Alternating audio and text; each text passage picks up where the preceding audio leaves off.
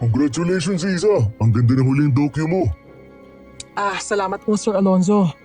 So ano ngayon ang susunod mo i-cover na story? May case study ka na bang naisip?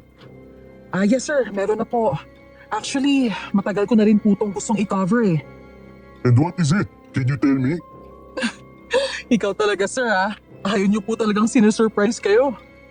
Of course, para alam ko kung paano kita ipagtanggol sa taas. Tungkol po to sa bayan ng San Agustin sir. Yung lugar na lagi may nawawalang babae tuwing Mayo? Yes po sir. Sa tingin ko po, kapag kinover natin siya, baka tumaas ang ratings natin. At malalaman din natin kung bakit ba sila nawawala o kung saan sila napupunta. Baka makatulong pa tayo sa… Wait Isa, I think that's not a good idea. Bakit naman po sir? Baka hindi yan tanggapin ng mga nasa taas. Siguro maghanap o mag-isip ka na lang ng ibang pwede mo i-cover. May oras ka pa naman. No sir, matagal ko na po itong hinihintay. Marami na rin po akong research tungkol dito. Kating-kati na ako i-cover ang story na to.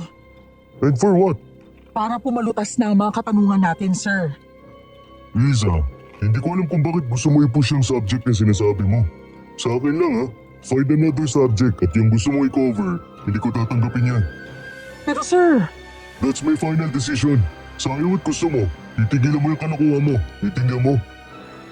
Sir! Visit. Hindi pumayag si sir. Ano pa nga ba? Sabi ko naman sa iyo eh. Pero gusto kong i-cover yun. Sigurado ako na kapag na-cover natin yun, may mapapala tayo. Mas makikilala tayo. Ano magagawa natin kung ayaw ng senior natin? Alam naman na umakbang ka nang hindi niya alam, no? Anong sabi mo? Oy. Kung ano naman ang binabalak mo, quit ako dyan ha. Arnold naman eh. Di ba partners tayo? Please, gusto ko kasing i-cover to. Oo, partners tayo. Pero mag-isip na lang tayo ng iba, okay? Ayoko mawalan ng trabaho, no? Sa ayaw at sa gusto mo, sasama ka sa akin. Teka lang, saan tayo pupunta? Saan pa ba? E di sa bahay ko. Kung ayaw ni Sir Alonzo, ako ang gagawa ng paraan. Kapag ako nawala ng trabaho, yari ka sa akin. Shh! Maniwala ka sa akin. May makukuha tayong maganda sa subject na to. Kaya bukas na bukas, pupunta tayong San Agustin. Grabe ka talaga. Wala akong pinapalagpas. Ngumiti lang ako noon kay Arnold bago ko paandarin ang sasakyan. Napasigaw pa to dahil napabilis ang pagpapaandar ko. Napangisip ako habang iniisip ko ang mga pwedeng mangyari sa subject na pwedeng i-cover namin. Alam kong pagagalitan ako ni Sir Alonzo at saka ko na lang siya haharapin kapag natapos ko to. Hindi na rin kami nagpaalam ni Arnold sa balak namin dahil siguradong pipigilan kami ni Sir Alonzo. Kinabukasan, bumiyahin na kami ni Arnold papunta sa bayan ng San Agustin at sa police station kami unang pumunta. Alam kong dito ako makakakuha ng information sa mga nawawala at mas mapapadali ang paghahanap ko. Magandang araw, Ma'am Isa. Masaya akong napadpad ka dito sa laban namin. Ako pala si Facundo Reyes, ang Chief of Police sa bayan na to. Magandang araw sir. Isabel Mercado po, isang documentary journalist. At si Arnold Vicente po, cameraman ko po. Magandang araw, sir. Magandang araw din. Magnobya ba kayo ni Miss Isabel? Hindi po. NBSB po yung partner ko /virgin. Aray! Ikaw talaga puro kakalukuhan. Sir, pasensya na po kayo Ayos lang, Iha. Makulit lang po talaga ang isang to. Ito naman, nagbibiro lang eh. Doon ka na nga. Ako munang kakausap kay sir. Ano bang meron at napadpad kayo dito sa San Agustin? May kailangan ba kayo? Actually sir, meron po. At tungkol saan yan? Sir, gusto ko lang malaman yung tungkol sa mga nawawalang kababaihan tuwing buwan ng Mayo. Gusto ko siyang gawing subject ko. Mukhang mahirap yung gusto mo. Sir, gusto ko pong i-cover to para malaman natin kung ano bang nasa likod ng pagkawala ng ibang babae. Tungkol dyan, Miss Isa, may isang tao kang kailangan kausapin dahil siyang may hawak ng kaso na yan. Sino po siya? Hindi siya ganun kadali kausap. Gagawin ko po ang lahat para makausap siya, sir. Kung yun ang gusto mo, sige, tatawagan ko siya. Salamat po. Wala yon. Diyan na muna kayo ha. Oh, anong sabi? Kakausapin pa yung pulis na may hawak ng case eh. Mabait kaya yun? Siguro. Bakit? May masama bang pulis? Hindi naman kasi sa ganun. Mali mo, masama ako ugali. Kung magiging gano'n naman, don't worry. Akong bahala dun. Ikaw bahala. Miss Isa, parating na ang taong gusto mo makausap. Hintayin mo na lang dito ha. Talaga po, sir? Thank you po, sir. Arnold, sa tingin ko eto na yun. Pasok. Sir, pinatawag niyo daw po ako. Come in. May gusto akong sabihin sa'yo. Tungkol saan po, sir? Miss Isabel, siya nga pala si SPO2 Simon Lacorte, ang may hawak sa kasong gusto mo i-cover. Hi po, Sir Simon. Isabel Mercado po pala, mula sa AIC Network. Kilala kita. Isa kang journalist, tama? Opo, sir. Hindi na po pala ako mahihirapang kausapin ka. Ano ba kailangan mo? Tungkol sa mga babaeng nawawala tuwing Mayo, sir. Gusto ko siyang gawing subject para sa documentary ko. Nasa iyo daw po yung information sa case na to. At gusto ko sanang magtulungan tayo. Hindi. Ha? Sabi ko hindi. Sana malinaw yun, ma'am. Teka lang, sir. Bakit naman po hindi? Si Sir Facundo nga pumayag na eh. Tapos ikaw hindi. Gusto ko maging tahimik ang investigasyon namin ngayon. At ayokong may makikialam lalo na ang mga taga-media. Sana, naiintindihan mo ang pinupunto ko. Chief, una na po ako. Pare-parehas kami nagulat nang isara ng malakas ni SPO2 Simon ang pinto. Napalingon pa ako kay Sir Facundo na umiiling-iling lang at pilit nang umiti. Napakunot pa ang noo ko nang muling tumingin sa pinto. At dahil sa ayokong tinatalikuran ako, lumabas rin ako at narinig ko pa na tinatawag ako ni Arnold. Pero hindi ko na lang siya nililingon. Kailangan ko kasing mahanap ang bastos na SPO2 na yon. Gusto ko siyang sipain at upakan dahil sa ginawa niya. Pero nang makita ko siya, pinilit kong kinalma ang sarili ko. Malalaking hakbang ang ginawa ko upang makalapit lang sa kanya. Abala siya sa pagtingin sa mga papel na hawak niya, kaya hindi niya ako napansin sa harapan niya.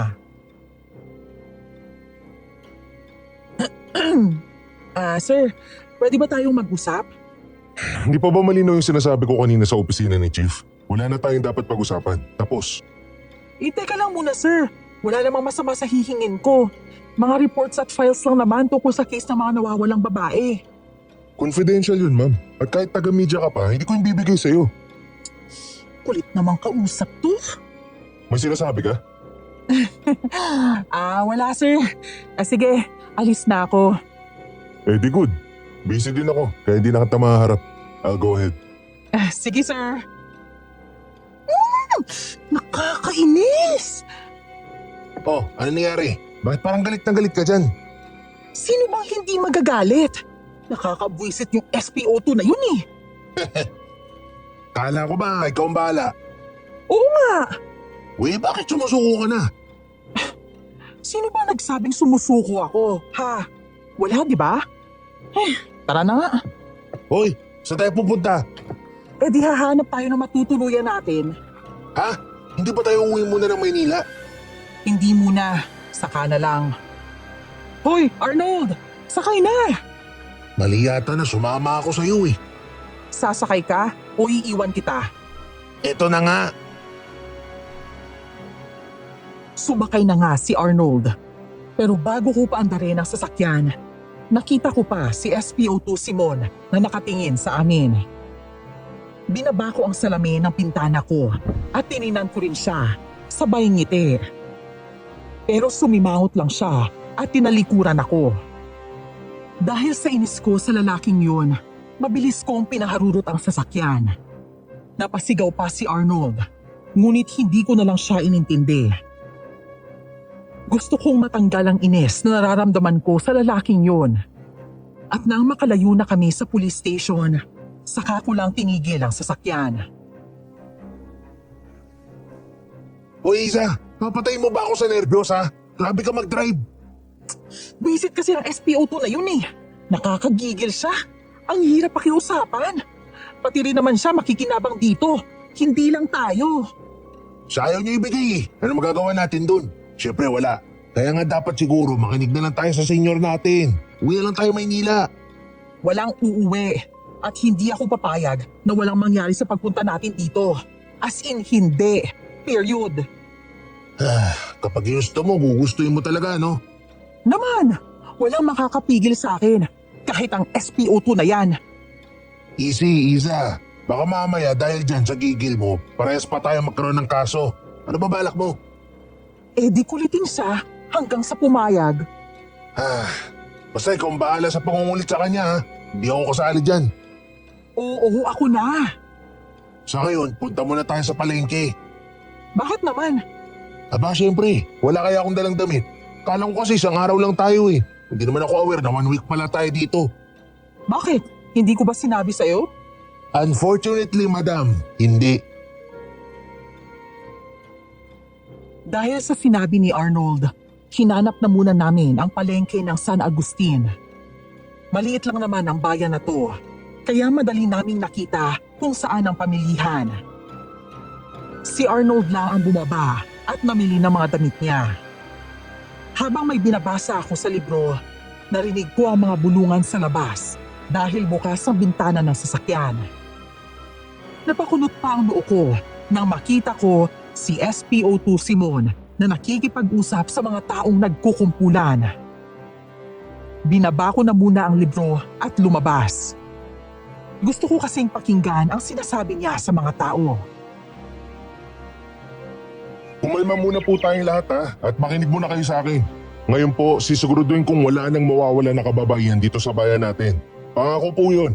Ginagawa na po ng kapulisan ng lahat. Ginagawa pero wala pa ring sagot. Eh bakit ba ayaw niyong maniwala sa akin?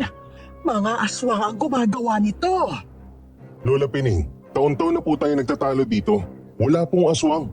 Masasamang loob po ang gumagawa nun. Kung ayaw niyong maniwala, wala na akong magagawa doon. Sa bagay, wala rin naman kayong nagawa nung apo ko ang unang kinuha, di ba? Kaya sigurado ako na wala na naman kayong magagawa kapag muli silang naghanap ng alay para sa pista nila. Nagtaka ako sa sinabi ng matandang babae.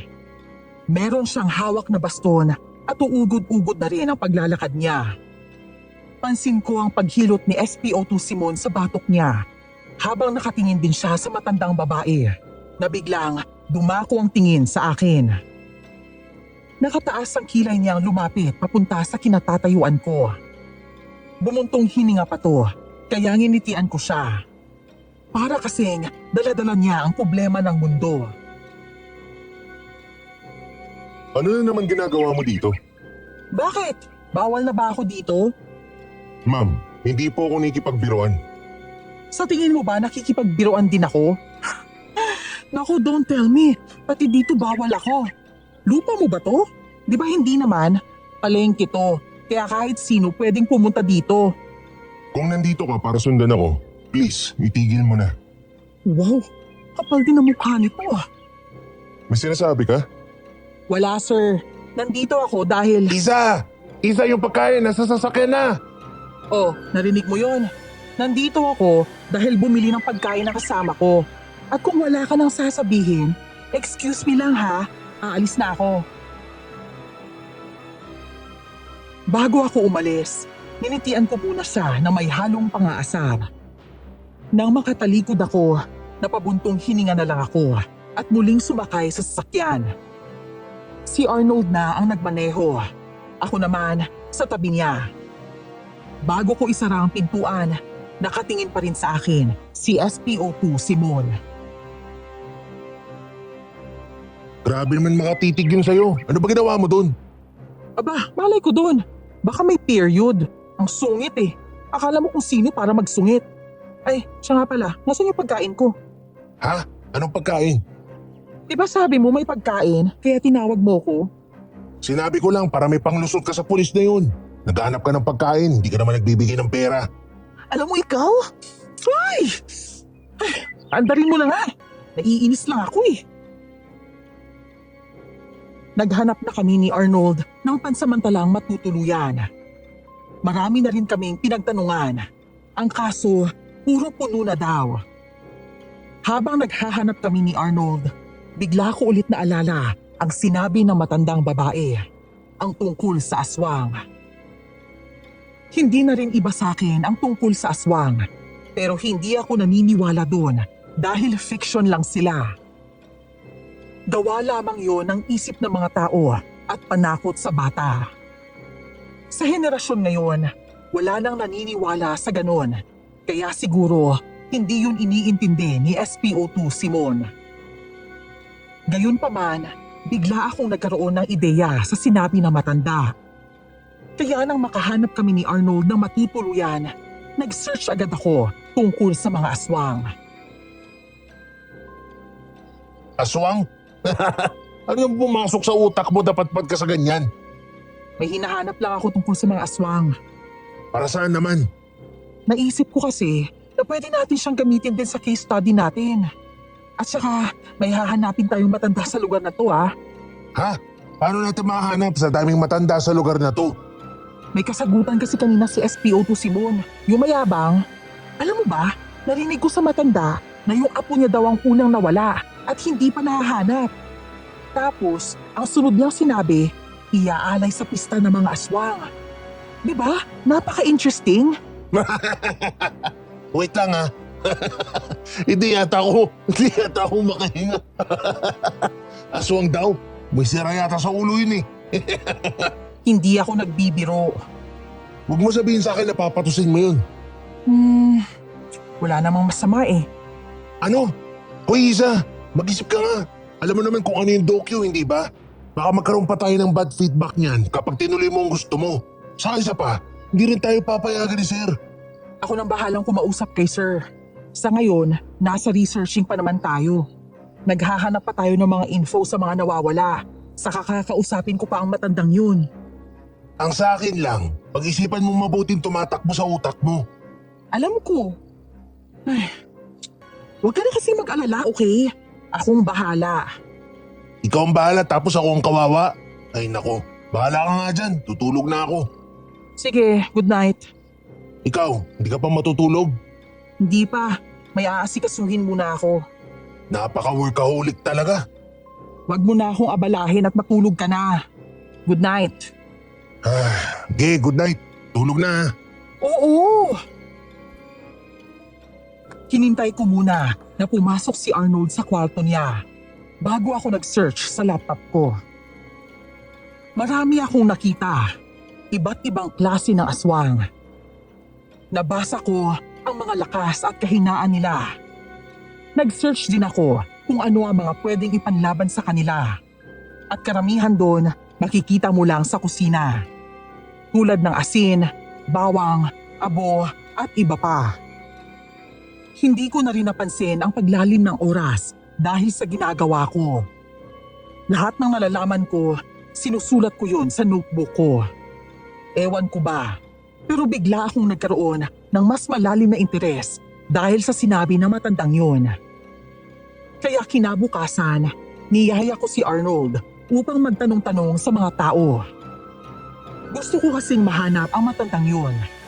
Lahat sila itinuturo ang bahay ng matanda sa isang liblib na lugar kung saan madalang ka lang makakita ng mga kapitbahay.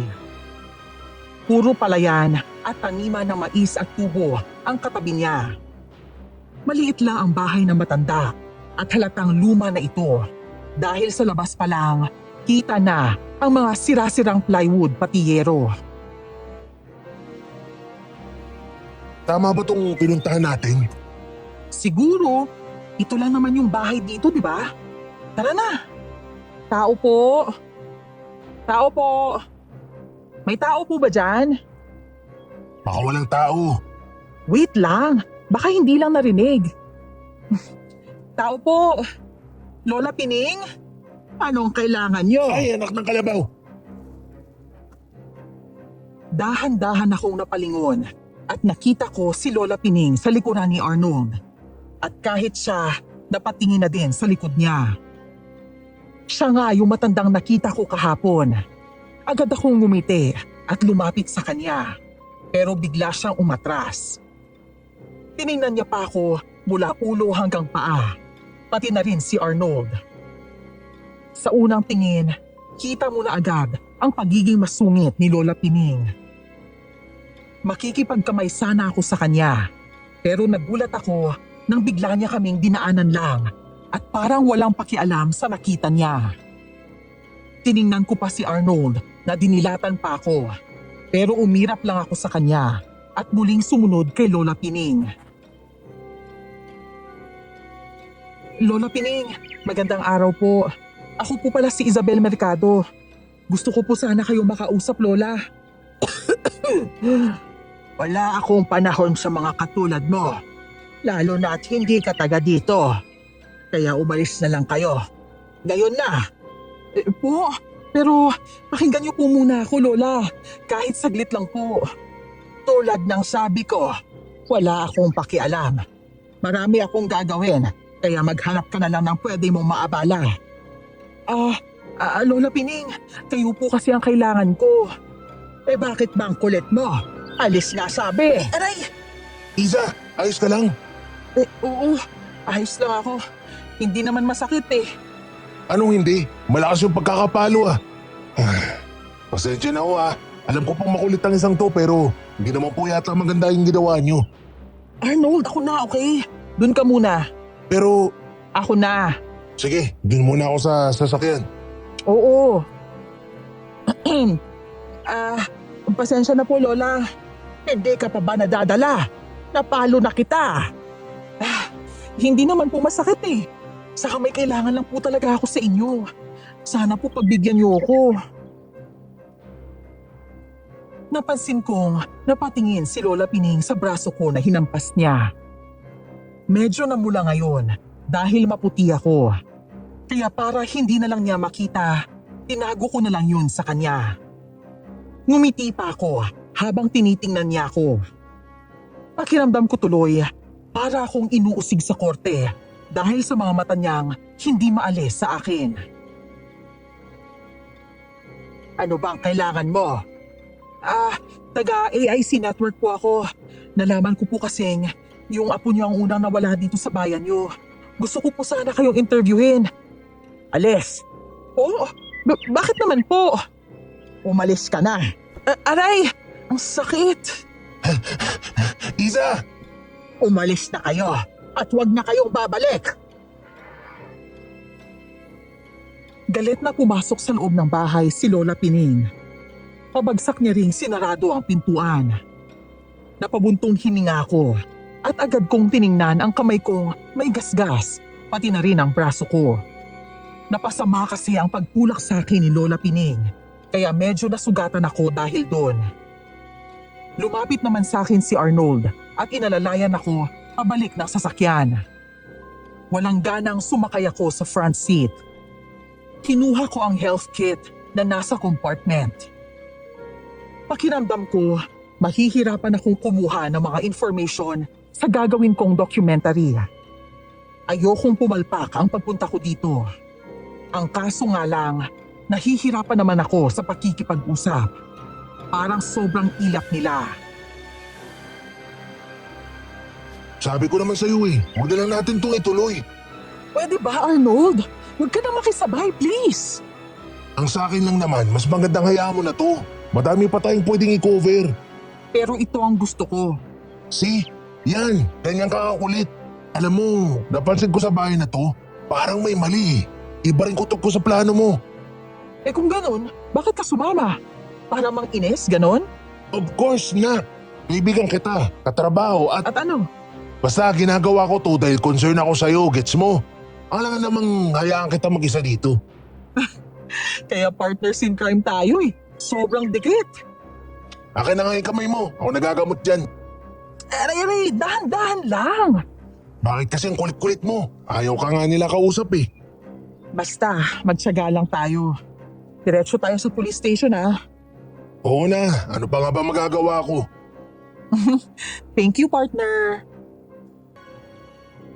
Pagkatapos gamutin ni Arnold ang mga sugat ko, dumiretso nga kami sa police station at si SPO2 Simon agad ang hinanap ko. Unang tingin niya pa lang sa akin, Kitang-kita ko na ang pagsimangot niya, pati pagtaas ng kilay. Pero ngumiti lang ako sa kanya. Hello po, Sir Simon. Anong ginagawa mo dito? Akala ko umalis ka na. Nope. Nandito ako para kausapin ka.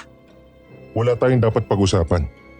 Kahit saglit lang. Bawal ba talaga? Alam mo, bakit ba ang kulit mo? Gusto ko lang naman malaman ang report tungkol sa mga nawawala.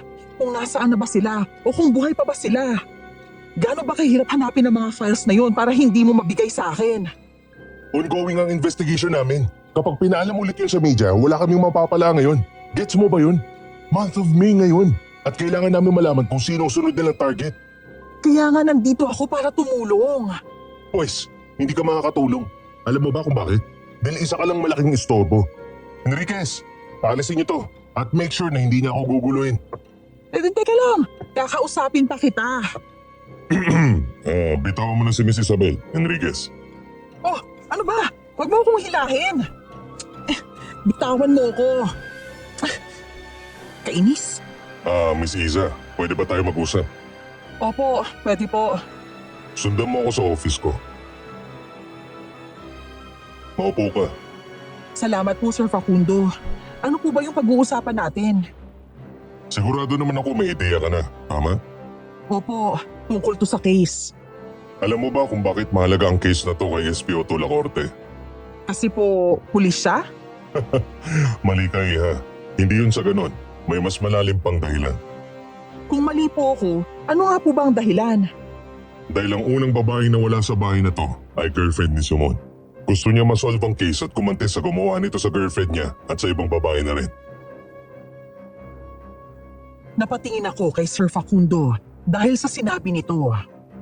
Seryoso itong nakatingin sa akin na para bang tinatansa niya ang magiging reaksyon ko. Bigla ko tuloy na alala kung paano nakipag-usap si SPO2 Simon kay Lola Pining. Yun pala, konektado sila sa babaeng unang nawala sa bayang to. Isa yun sa dahilan kung bakit ayaw nila Korte na may gagalaw sa case. Gusto niya masolve yun. Magaling na pulis sila Korte. Sir, with all due respect po, kung magaling po siyang pulis, bakit hindi niya mahuli ang kumuha sa mga babae? May mga bagay na hindi ganun kadali gawin, lalo na kapag may limitasyon ng lahat. Naniniwala ka ba sa aswang? Hindi po. Pero kahapon kasi, nasabi yun ni Lola Pining. Aswang daw ang kumuha sa apo niya. Pero ang sabi naman ni SPO2 Simon, hindi yun totoo. Hindi rin po ako naniniwala dahil katang-isip lamang yun.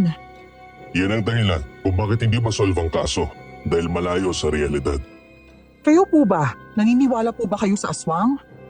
May mga bagay na dapat paniwalaan kahit imposible. Eto, puntaan mo ang lugar na yan mamayang gabi. May malalaman ka dyan.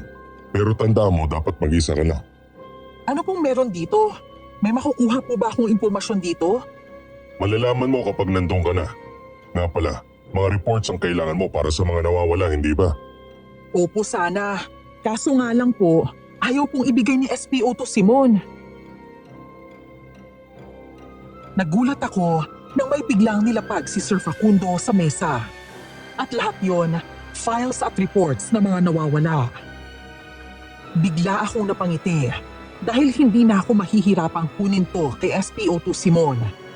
Buti na lang talaga at nakita ako ni Sir Facundo.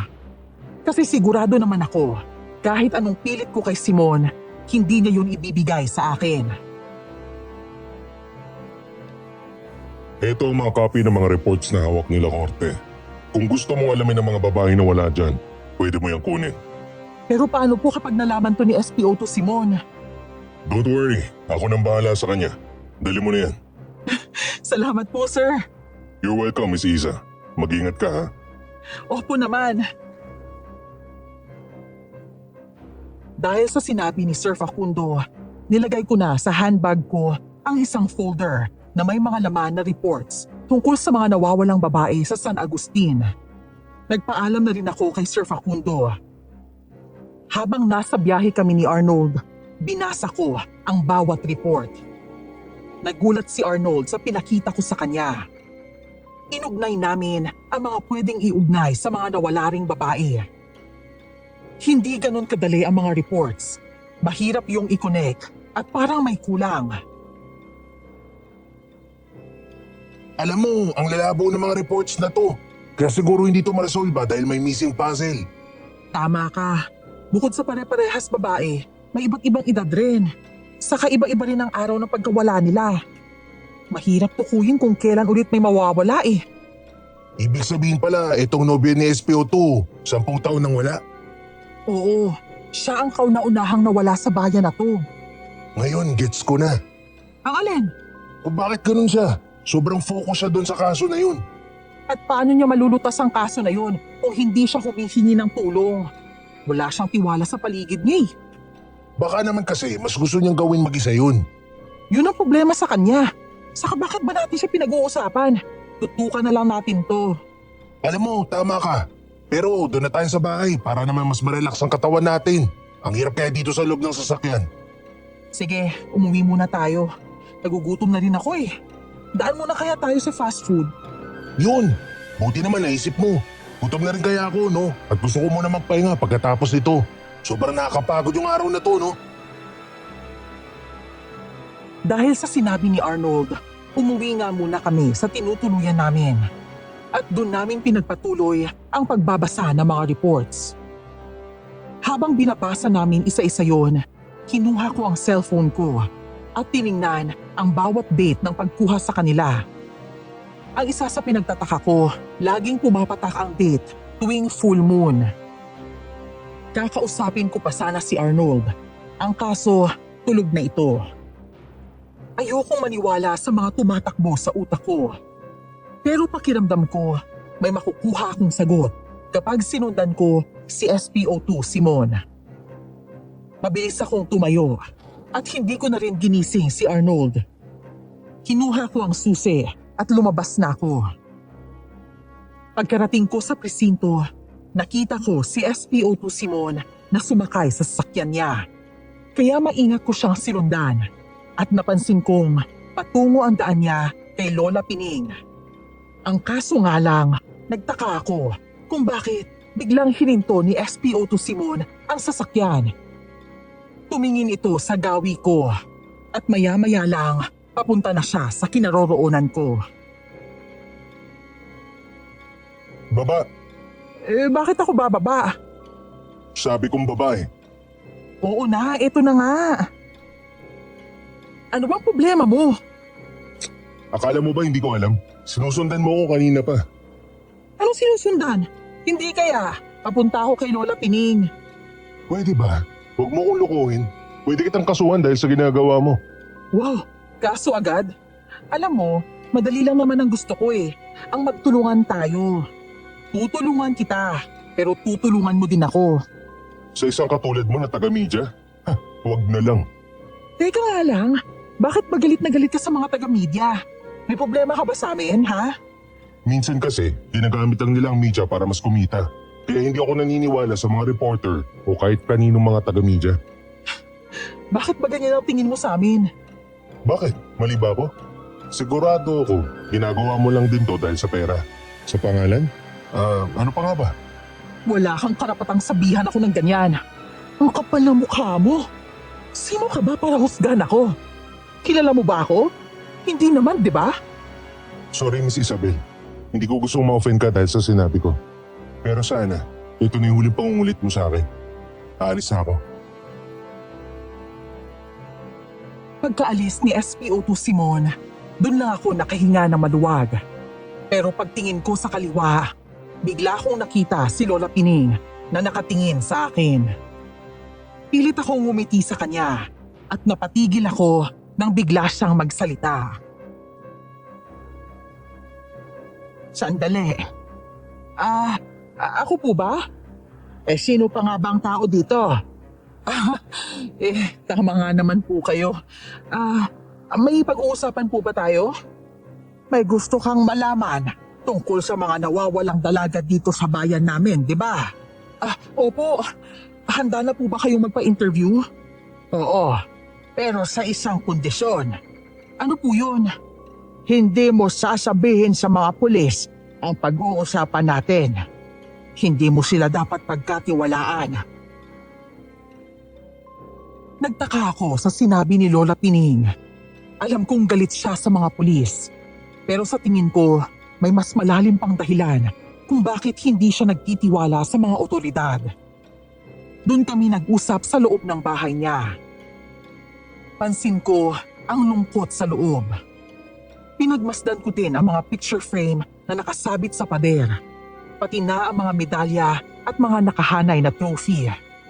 Lahat ng yon ay sa apo niyang babae na dating nobya ni SPO2 Simon. Umupo ka muna. Gusto mo ba ng kape? Ay, hindi na po. Ayos lang po ako. Kung ganon, pag-usap na lang tayo. Sige po. Ano bang gusto mong malaman? Tungkol po sana sa mga nawawala at kung paano po nawala biglaan ang apo niyo. May napansin po ba kayong kakaiba bago siya mawala? Malihim ang apo ko. Kung may nangyayari man sa kanyang masama, hindi niya yun sinasabi sa akin. Pero isang beses, habang naglalakad kami parehas pa uwi, nakaramdam ako ng may sumusunod sa amin. Sumusunod po? Oo, parang sinusubaybayan siya. Hanggang isang araw, bigla na lang siyang nawala. Hinahanap ko siya noon sa mga pulis. Hindi pa hepe noon si Pacondo at siya ang may hawak ng kaso ng apo ko. Pero wala ring nangyari. Yan din pong nasagap naming balita. Walang mahanap na ebidensya sa pagkawala ng mga babae.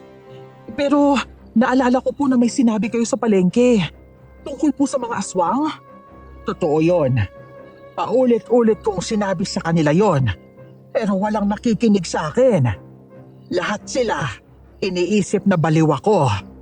Pero totoo ang nakita ko. Isang beses, may babaeng tumatakbo at kinuha siya ng mga aswang. Inabukasan nun, naging balita yon dito sa lugar namin.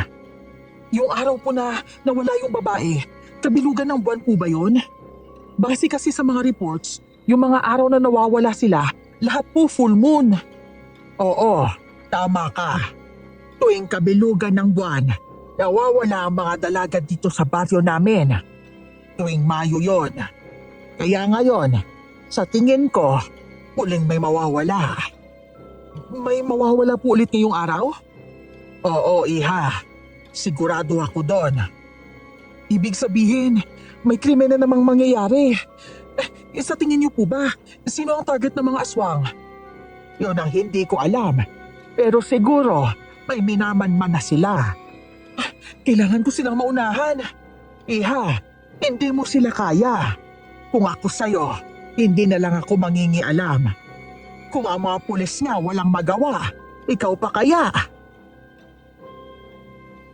Dahil sa sinabi ni Lola Pining, may unti-unting bumubuong sagot sa mga katanungan ko. Hindi ko alam kung magbabago na ba ang isip ko tungkol sa mga aswang. Kung totoo nga to, hindi ko alam kung kaya ko bang harapin o i-cover ang mga kababalaghan na nakatago dito sa bayan. Bigla ko tuloy na alala ang sinabing lugar ni Sir Facundo. Kaya napatayo ako at nagpaalam kay Lola Pining. Pero napahinto ako sa sinabi niya. Lola Pining, alis muna ako ha. Saan ka naman pupunta iha? May titingnan lang po ako. Mas mabuting dumito ka na muna. Hindi na po. Kaya ko naman pong umuwi eh. May isa pa akong nalalaman iha. Ano po yun? Hindi ko alam kung tama tong tumatakbo sa utak ko. Pero ang mga babaeng kinukuha nila, yun ang mga babaeng hindi pa nakikipagsiping. Mga babaeng malinis. Mga babaeng berhen. Berhen? Mga virgin, ganun po ba? Pero bakit po? Hindi ko alam. Pero isang sigurado ako. Inaalay sila tuwing pista ng mga aswang. Kaya mag-ingat ka, iha. Ingatan mo ang sarili mo. Lalo na at bagong salta ka lang dito. Opo, salamat po Lola Pining. Ay, siya nga pala. Pasensya ka na pala sa mga nagawa ko nung nakaraan ha. Ayos lang po yun. Wala po yun sa akin. Muna na po ako. Sige, iha. Pagkalabas ko ng bahay ni Lola Pining, kaagad kong pinuntahan ang lugar na itinuro ni Sir Facundo. Tiningnan kong mabuti ang papel kung saan nakalista ang lugar na mas makakasagot ng mga katanungan ko.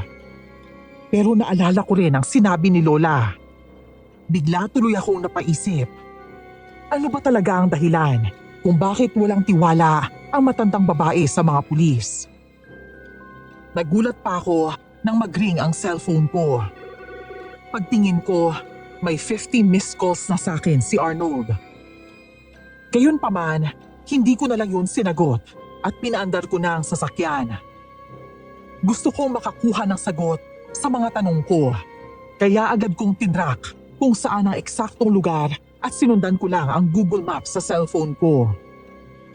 Habang nasa biyahe ako, patuloy lang ang pagtawag ni Arnold, kaya wala na akong nagawa kundi sagutin yon.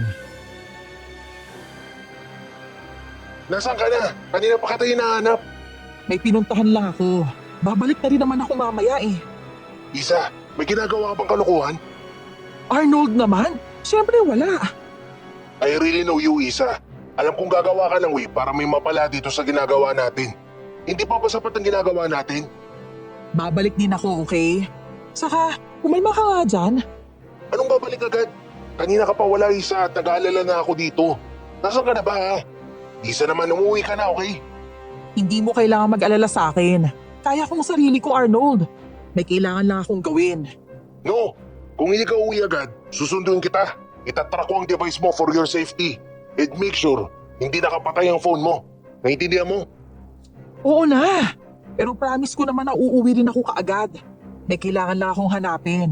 Bababa ko na to, Arnold, ha? Tawagan na lang ulit kita mamaya. Sige, mag-ingat ka, ha? Oo, kaya kong sarili ko. Saka nga pala, Ano yun? tanda mo ba yung niregalo ko sa yung kwintas? Oo, bakit?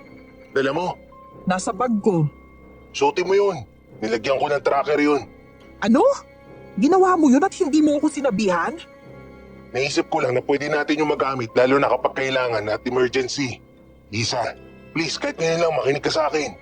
Ay, ano bang dapat kong gawin? Suotin mo yun. At yung puso nun, kailangan mo yung buksan at may makita kang button sa loob nun. Pindutin mo. Napaka-ano mo talaga, Arnold? Ay, Ano? wala.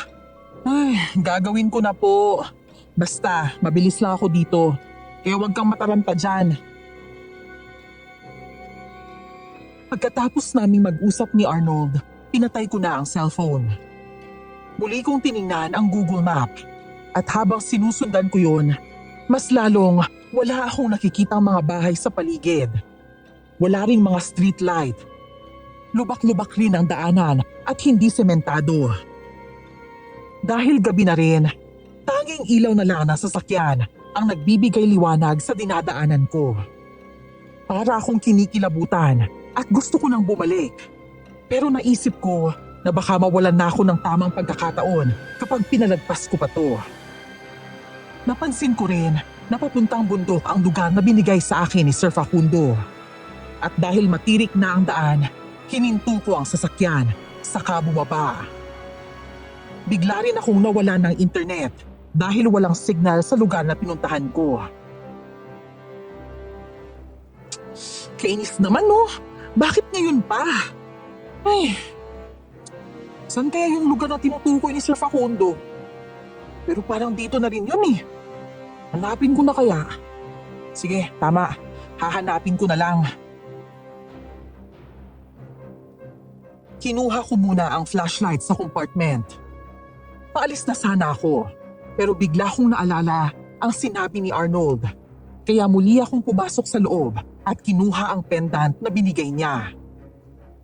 Agad kong binuklat ang puso nun at pagtingin ko sa loob, tama si Arnold. May tracker sa loob ng pendant. Pagkatapos kong pindutin ang pulang button, sinuot ko na yun at sinarado ko na ang sasakyan. Nag-umpisa na akong maglakad papunta sa lugar na tinutukoy ni Sir Facundo. Medyo matarik at maputik din ang daan, kaya nag-iingat ako sa paglalakad ko. Nang makarating na ako sa tuktok, wala akong nakitang kahit ano.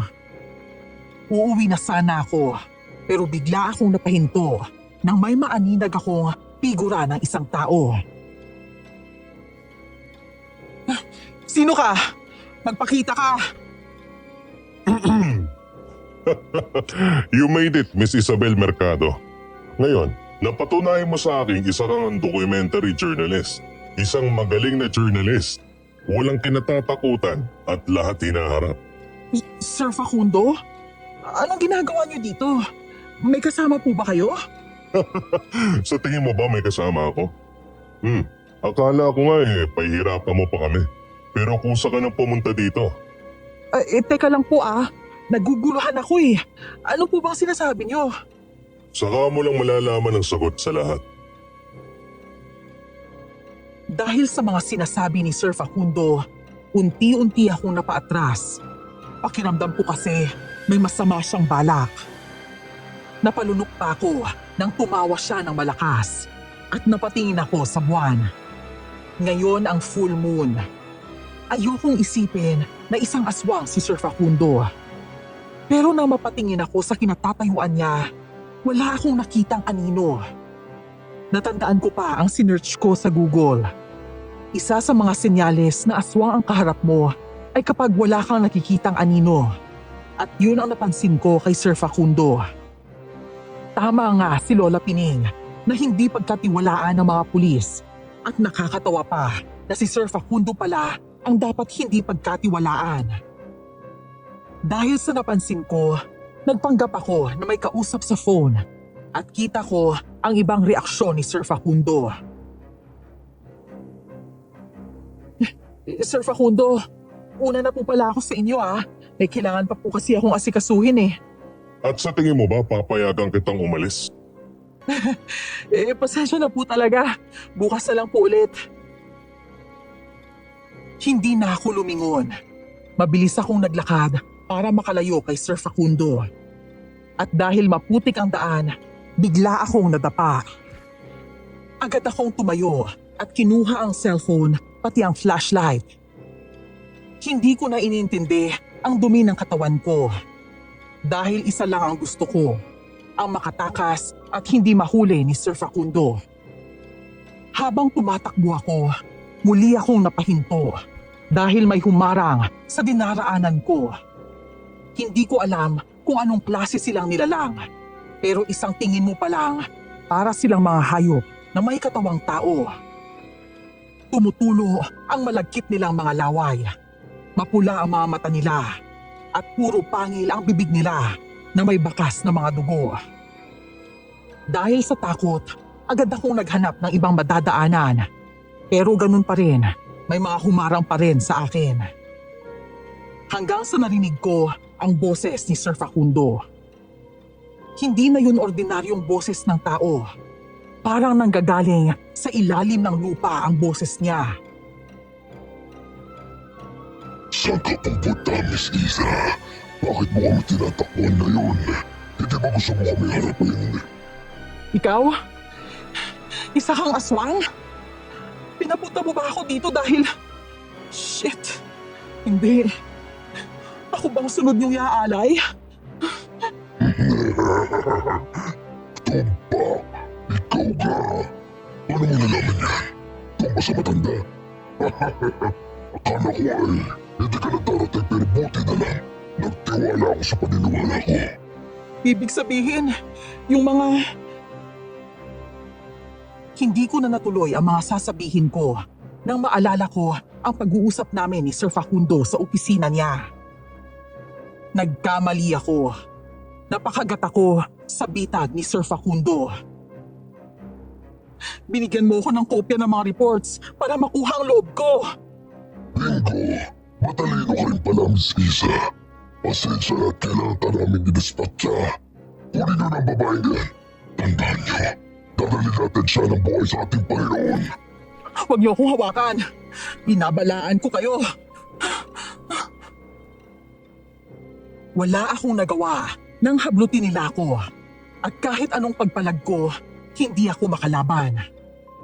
Hanggang sa bigla akong nawala ng malay dahil may tinusok sila sa leeg ko. Nagising ako na nakakulong sa isang kwarto. Napatingin ako sa suot kong puting bestida. Inayos din nila ang buhok ko. Bigla akong kinabahan at agad kong kinapa ang leeg ko. Wala doon ang kwintas na suot ko kani-kanina lang. Hinanap ko yun sa hinigaan kong papag, pero wala rin yun sa papag. Nataranta na ako. Hindi ko na alam kung anong gagawin ko. Nagulat na lang ako nang biglang bumukas ang pinto. Pumasok doon si Sir Facundo habang nakangiti sa akin. Tiningnan niya ako mula ulo hanggang paa. Bakit? Sa tingin mo ba papayagan pa kitang umuwi, ha? Hindi na. Dito ko na lang sa amin. Pakawalan mo ako dito. Uuwi na ako.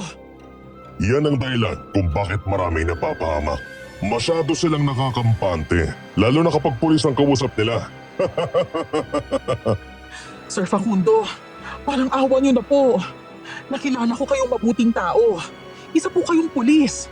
At ang trabaho niyo po ay ang protektahan ng bawat tao na aagrabyado. Sabihin na lang natin na dinispatch ako na para hindi nakakalat sa iba. Ang galing ko, di ba? Nagpulis ako para may mas malawak kaming hawak dito sa bahay na to at mapadali ang pagbasura sa bawat nawawalang babae. Anong sinasabi mo? Teka lang, ikaw ang may hawak ng kaso ni Laura na apo ni Lola Pining. Ibig sabihin, sinabutahi mo ang kasong yun. Tumpak. Sa tingin mo ba, tatagal kami sa ganito kung natuklasan agad nila ang plano? Sinadya mo ang lahat para mas mapatagal ang pag-iimbestiga. Isa pa yung matandang yan. Bakit kasi hanggang ngayon hindi pa rin niya matanggap ang pagkawala ng apo niya? Kasalanan na rin naman to ng apo niya dahil masyado siyang tiwala. Ang sama mo. Ngayon alam ko na kung bakit walang tiwala si Lola Pining sa mga pulis. Dahil yun sa mga katulad mo. Alam mo kung bakit? Dahil ikaw yung nawalan. Hindi ka ba naaawa sa kanya? Matagal na siyang nangungulila dahil sa inyo.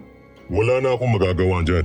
Sa ngayon, maghanda ka na dahil mamaya, pag pumatak ang alas 12 ng gabi, makikita mo na ang Panginoon namin. Walang hiya ka. Sa ngayon, paalam muna. Magsaya ka muna dito, Miss Isa. Sir Facundo! Sir Facundo! Ilabas niyo ako dito! Sir Facundo! Pakawalan niyo ako! Ayoko dito! Sir Facundo! Parang awan niyo na!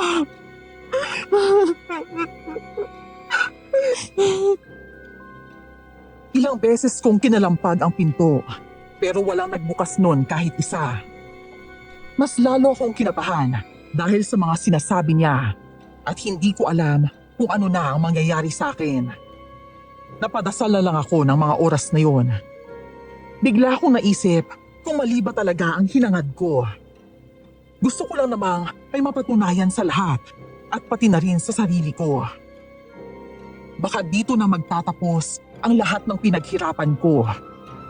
Kung nakinig lang sana ako, hindi malalagay sa alanganin ang buhay ko. Naging makasarili ako at pabasta-basta ng galaw. Nakalimutan kong pag-isipan ang kilos ko. Hindi ko naiwasang mapaiyak. Nawawalan na ako ng pag-asa, lalo na sa pagtakbo ng oras. Gayunpaman, kung mawawala man ako sa mundong to, magiging masaya pa rin ako. Kasalanan mong lahat ng to, Iza. Dapat nakinig ka na lang. Dapat, hindi ka na nakialam. Gaga mo kasi. Masyadong mataas ang pangarap mo. Ilang oras akong nakatunganga sa loob ng kwartong pinagkulungan sa akin. Hanggang sa muling bumukas ang pinto at tumambad si Sir Facundo at may mga kasama na ito. Lahat sila lumapit sa akin, sabay hawak sa mga braso ko. Pumalag ako, pero napangiwi lang ako dahil malalakas sila. Nakangisi sa akin si Sir Facundo. Nang makalabas kami, lahat sila nagkakasiyahan. Pero nahinto yun nang dumako ang mga atensyon nila sa akin. Parang gusto nila akong lamunin ng buhay habang tinititigan nila ako. Nakaramdam ako ng takot. Dinala nila ako sa pinakagitna at kinadena ang mga kamay at paa ko. Pinilit nila akong pinaupo. Handa ka na ba sa mangyayari sa'yo? Anong gagawin mo sa akin? Sa ngayon wala pa. Hayaan mo muna manood ka kung paano namin ganapin ang aming pista. Kung paano kami nagdiriwang. Kailangan kong makaalis dito. Ngayong gabi, muli nating ipagdiriwang ang ating pista at pag-alay sa ating Panginoon. Kaya isa lang ang gusto ko, ang maging masaya tayong lahat. Umpisahan na ang kasiyahan. Dahil sa sinabi ni Sir Facundo, may mga lumabas at pumunta sa gitna. Wala silang saplot at puro dugo ang buong katawan na parang ginawang pintura. Napatingin ako sa kabilang gilid na mag-umpisang tumugtog ng tambol at iba pang instrumento. Ang mga may dugo ang buong katawan nag-umpisang sumayaw. Lahat ng mga nanonood, pati si Sir Facundo, tuwang-tuwa sa nakita nila. Akala ko normal na sayaw lang yun. Pero biglang may tinaas ang mga sumasayaw na pugot ang mga ulo. Pagkatapos, may mga nilagay sila sa leeg nila at tinitigan ko ang bote. Hindi ko maiwasang bumaliktad ang sikmura dahil lamang loob yun ng mga tao. Dahil sa pinakita ng mga sumasayaw, mas lalong natuwa ang mga nanonood. Habang tumatagal ang pagsayaw nila, mas lalong nagiging brutal na ang ginagawa nila. May mga kinaladkad sila mga taong nagmamakaawa. Pinagitna din nila ang mga ito.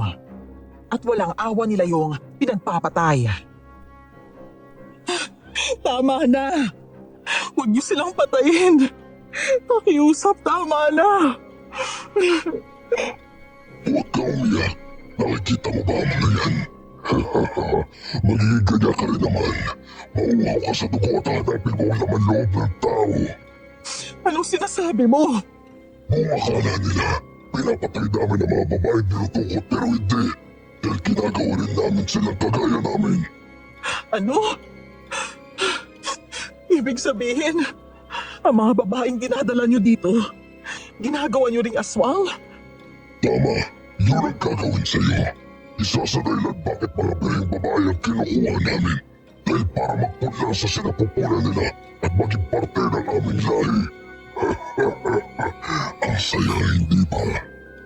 Hindi ako papayag. Mas gugustuhin ko pang mamatay kesa umanib sa inyo. Pues, wala ka nang magagawa. Nakikita mo ba kung paano sila maging masaya? Magiging ganyan ka na rin. Napatingin ako sa mga kasamahan ni Sir Facundo. Sa isang iglap, masaya na silang kumakain ng lamang loob ng tao.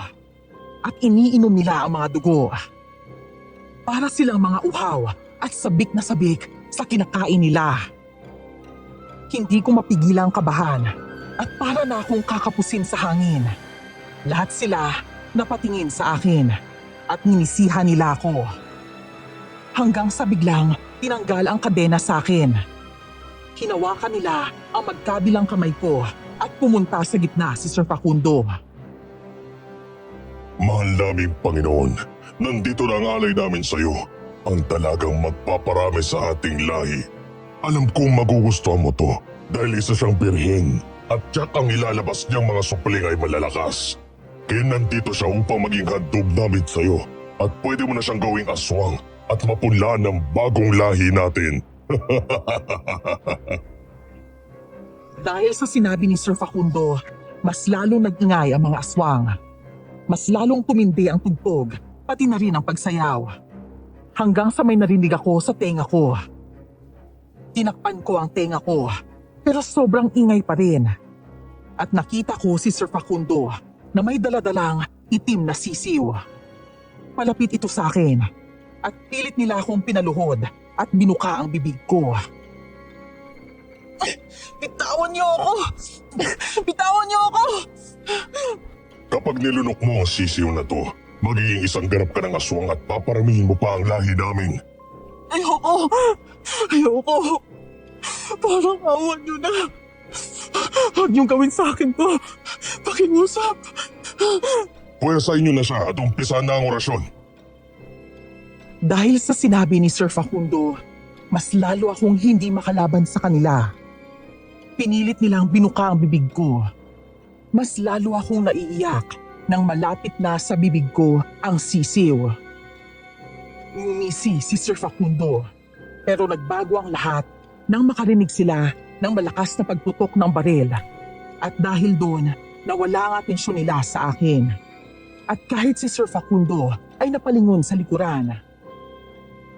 Nagkaroon ako ng pagkakataong tadyakan si Sir Facundo, kaya natumba ito at nahulog ang sisiw. Sino yun? Hanapin niyo ang mga kalaban. At ikaw, sumama ka sa akin. Bitawan mo ako! Bitawan mo ako, sabi! Manahimik ka! Hindi kita bibitawan dahil gagawin pa kitang aswang. Itigil mo na to, Sir Facundo! Walang mangyayari dito sa ginagawa mo! Hindi ako titigil. Walang laban sa amin ang mga tao. Napatingin ako sa paligid ko at unti-unti ngang naging aswang ang mga kasamahan ni Sir Facundo. Pero bigla silang pumalsik nang batuhan sila ng granada. Marami sa mga aswang ang napatay dahil doon. Pero mas lalo lang akong kinaladkad paalis ni Sir Facundo. Napahinto kami sa paglalakad dahil biglang dumating si Arnold at SPO2 Simon. Nagulat ako sa pagdating nila at ngumiti sa akin si Arnold.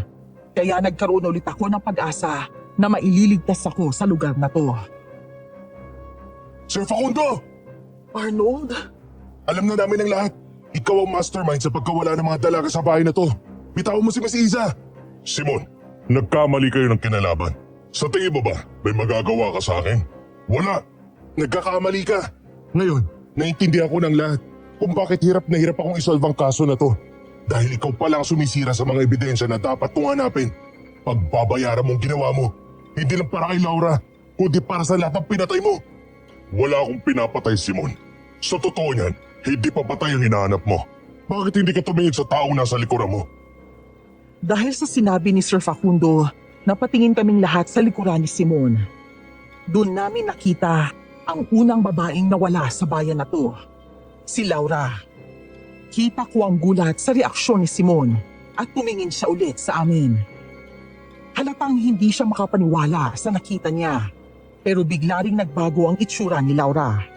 Naging isa itong aswang. Mabilis niyang sinugod sina Simon at Arnold. Buti na lang at parehas nakailag ang dalawa.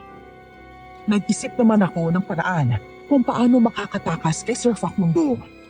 Kinagat ko ang braso niya at inapaka ng paa niya. Nabitawan niya naman ako. Dahil doon, nagkaroon ako ng pagkakataong lumayo at tumakbo papunta kina Arnold. Ayos ka lang? Oo, ayos lang ako. Paano kayo nakapunta dito? Dahil sa kwintas na sinasabi ko sa'yo, yun ang nagturo na kinaroroonan mo. Nandito ang kwintas? Oo, nasa lugar na to. Buti naman. Akala ko na wala na ang kwintas eh. Kailangan natin makatakas dito at dadalhin ko si Laura. Teka lang SPO2. Hindi na tao si Laura. Isa na siyang aswang. Pero hindi ko siya kayang iwan dito. Paano mo siya dadalhin kung muntik ka na niyang sakmalin kanina? Ako ang bahala. Nga pala Arnold, dala mo naman ang mga panlaban sa aswang, hindi ba? Oo, yung binigay sa akin ni Lola Pining. Kung ganun, pumilos na tayo. Ano yung binigay ni Lola Pining? Buntot pagi, pati na rin mga bawang at asin. Mas madali daw mapatay ang aswang kapag ganito ang panlaban. Kung ganun, tapusin na natin si Sir Facundo. Tapos na ba kayo mag-usap? Nangangati na ang kamay ko para patayin kayong lahat. Biglang nagbago ang itsura ni Sir Facundo. Napahawak ako sa kamay ni Arnold at tinutok ni SPO2 Simon ang baril niya kay Sir Facundo. Inilabas na ni Arnold ang buntot pagi at binigay niya sa akin ang bawang at asin. Nagdasal muna ako bago ko hinanda ang sarili ko sa pagharap kay Sir Facundo. Malaki ang pasasalamat ko kay Arnold. Si Arnold ang laging nandyan para sa akin. Siya ang unang sumusuporta sa mga gusto ko, lalo na sa trabaho namin. Siya ang taong kahit medyo delikado ang gagawin, mas pipiliin niya pa rin samahan ako. Hindi talaga ako binigo ni Arnold dahil kahit sa kamatayan, handa niya akong sundan. Salamat Arnold. Para saan naman? Ngayon ko lang to sasabihin Pero sobrang laki ng pasasalamat ko sa iyo. Mamaya mo na ako dramahan. Sa ngayon, may harapin pa tayo. Nga pala, may sasabihin ako pagkatapos nating harapin ang mga problemang to. Sige, pagkatapos nito, magpahinga tayo. Pumunta tayo sa isang beach at mag-unwind muna tayo. Yun! Sa wakas, magpapahinga na tayo. Kayong dalawa, huwag muna kayo mag-usap dyan. Susugod na si Chief Facundo. Tabi! Bigla akong hinila ni Arnold at napasigaw ako nang mahagip ako ni Sir Facundo. Sinabunutan niya ako at hinarap kina Arnold. Kita ko sa mga mata ni Arnold ang takot. Tinangka niyang lumapit sa akin. Ang kaso nga lang, mas hinigpitan ni Sir Facundo ang paghawak sa buhok ko. Kaya mas lalo akong napasigaw.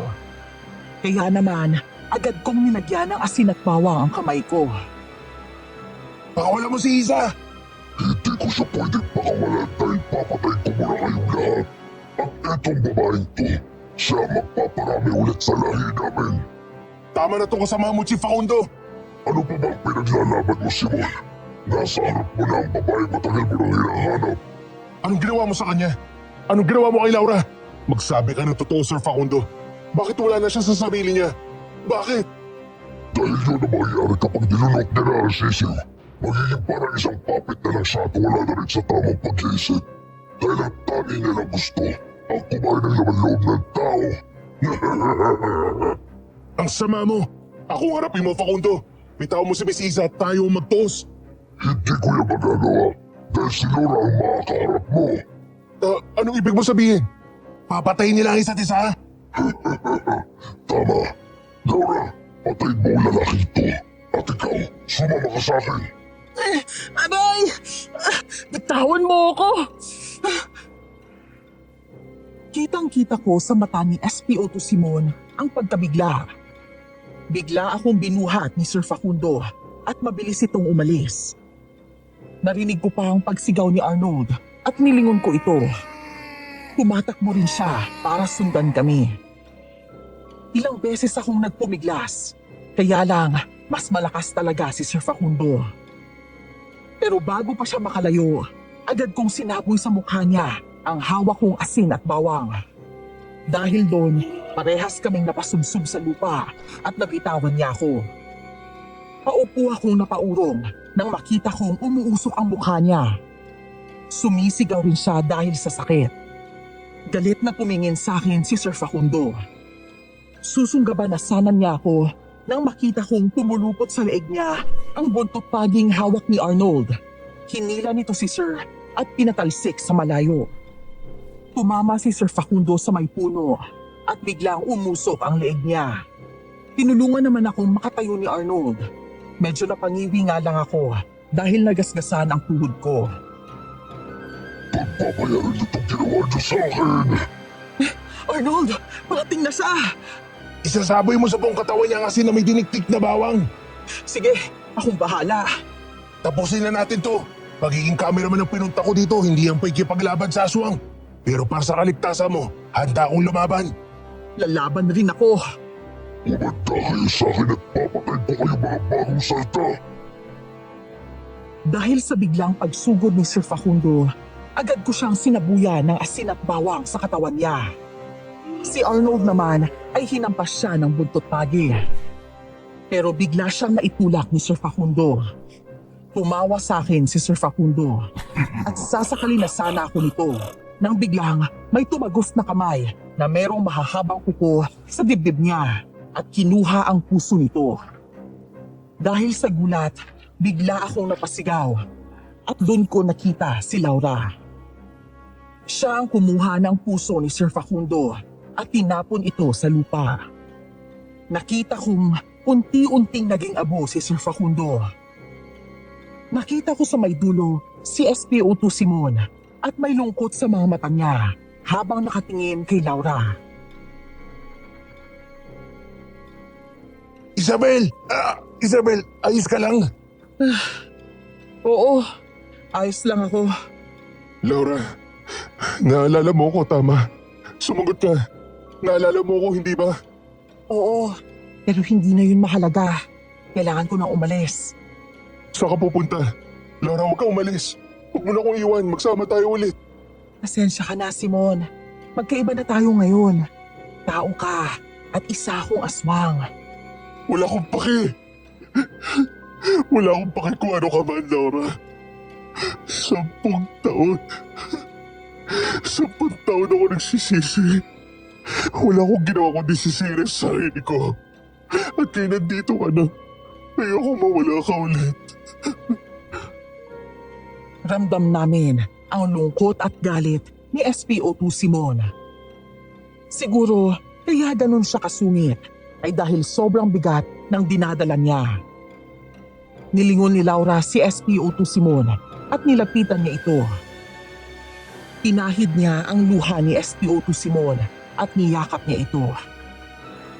Bigla tuloy akong napaisip kung ganun ba talaga kahirap pagsamahin ang isang tao at isang aswang. Muling bumalik sa dating pagkatao si Laura at umiiyak siyang nakayakap kay SPO2 Simon. Alam mo ba, simula nung wala akong maalala, para akong nangangapa sa paligid ko. Sobrang hirap na hirap ako. Parang may kulang pero tumatagal yung panahon.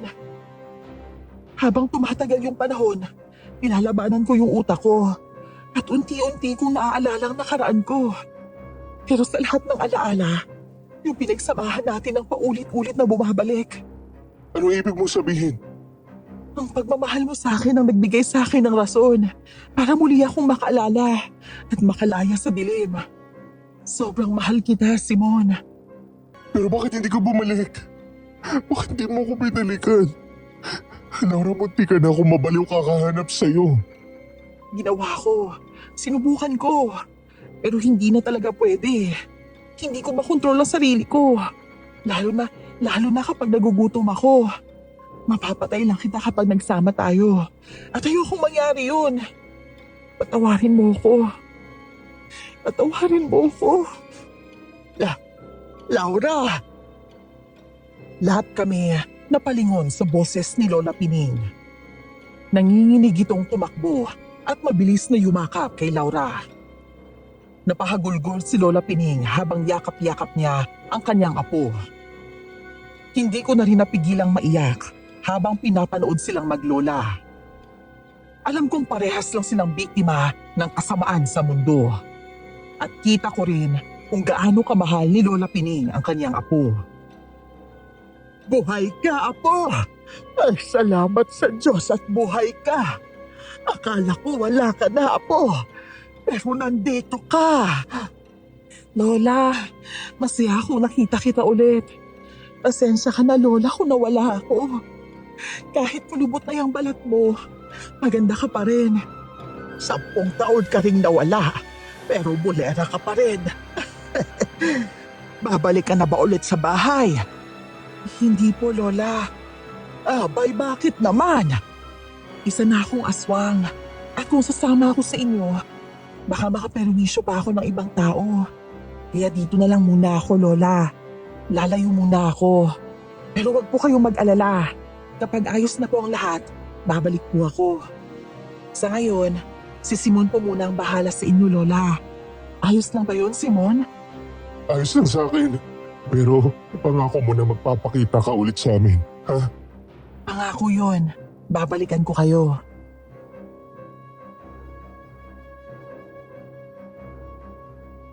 Pagkatapos magpaalam ni Laura, umalis na nga siya. Napuksari ng ibang aswang at nagkaroon ng linaw ang nangyari sa pagkawala ng mga dalaga sa bayan ng San Agustin. Pero mas pinili na lang nilang ilihim yun sa bayan. At bilang respeto sa kanila, hindi ko na isinapubliko ang mga nalaman namin ni Arnold. Muli kaming bumalik ng Maynila. Hindi na namin pinaalam sa senior namin ang mga nangyari sa amin sa San Agustin. O ano, saan tayo ngayon? Tulad ng pangako ko, magbi-beach tayo. Ayaw nga pala, bakit hindi mo na naman ako sinabihan na ngayon yun? Ikaw, pabasta-basta ka talaga ng desisyon eh. Isa ngayon ko lang naisipan eh. Bakit? Huwag mong sabihin wala kang dalang damit ah. Ano pa nga ba? Pero bili na lang tayo ng damit sa daan. Alam mo, minsan lang tayo kaya go na ako. Kasama rin pala, dami pang sinabi. Sakay na, aalis na tayo. Oo, ito na nga. Hoy, hindi naman siguro tayo makakaharap ng mga aswang, tama? Hindi na. At kung sakaling may aswang nga doon, paliguan na lang natin ng tubig dagat. Joker ka na rin ha. Oo naman. Pero Arnold, salamat ha.